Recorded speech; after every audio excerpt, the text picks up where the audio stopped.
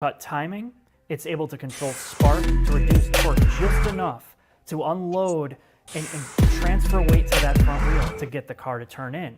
With the GVC Plus, they are now adding braking into it.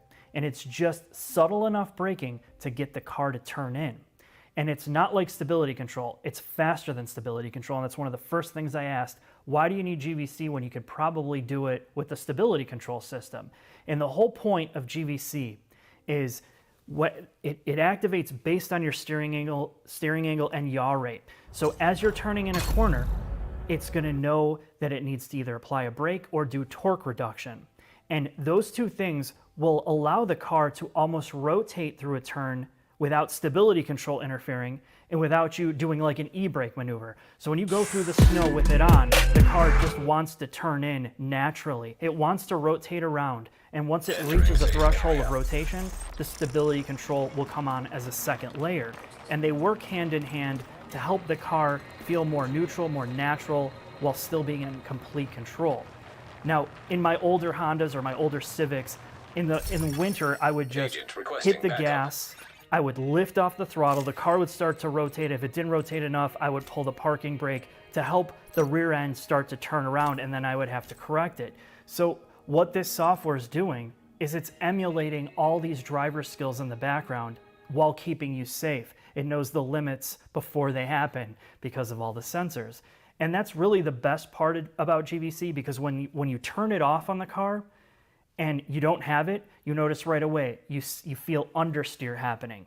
You feel the stability control cutting all the power and kind of just straightening out the car, but you can't get through the turn. It's slowing you down too much.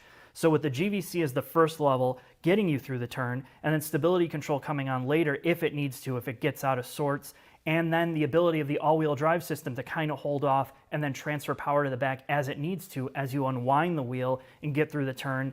It's very complicated, but when it's working right, it's amazing.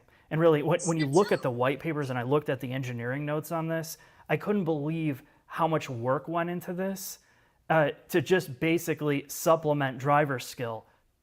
Now, the last thing to cover before we get this on the road is this is a Japanese manufactured model.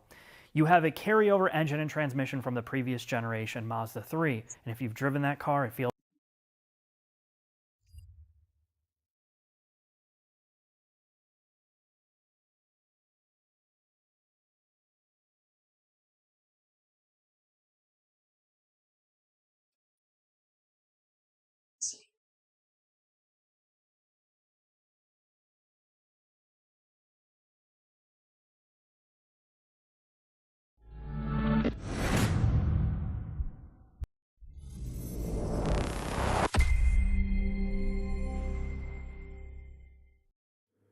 Estaba consumiendo los dos segundos.